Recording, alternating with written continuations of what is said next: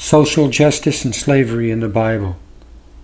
The first account given of the original social justice warrior is not the story of Karl Marx or any other man, but Lucifer. Although Lucifer was among the highest of God's created beings, he was discontent with being lower than God. He considered the place of God and said in his heart, "I would be like the Most High." Accusing God of being an unjust and selfish slave master, he sought equity. Being offended, he desired reparations for being created in the place of servitude. But heaven is a really, really big place, and the top job infinitely above and beyond Lucifer's abilities and pay grade.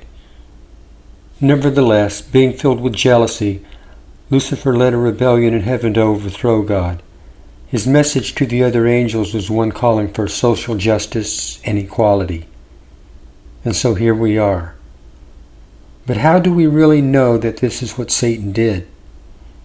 Because you can always tell what Satan does by observing what his children do.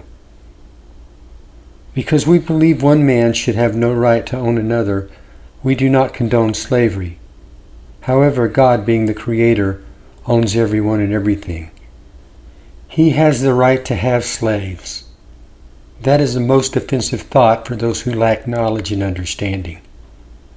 Nonetheless, although God has the right, He does not force anyone to be His slave.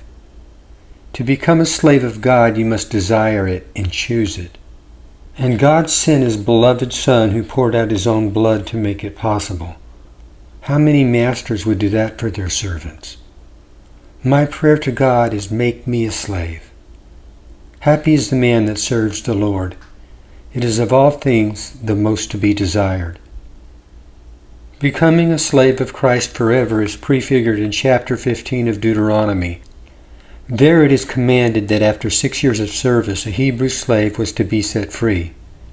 However, the servant could offer to stay and become a slave forever, as it is written, "And it shall be, if he shall say unto thee, I will not go away from thee, because he loveth thee in thine house, because he is well with thee, then thou shalt take an awl, and thrust it through his ear unto the door, and he shall be thy servant forever.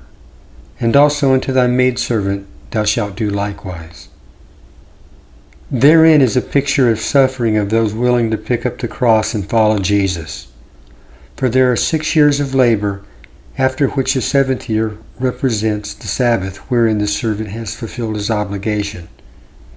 If he chooses to abide, piercing through his ear is symbolic of the flesh being crucified and the servant becoming dead to his own will. Christ is the door.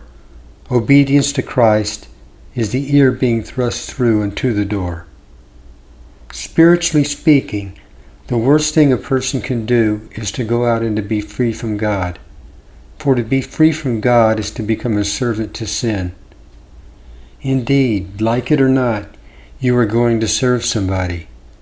It may be the devil or it may be the Lord, but you are going to serve somebody.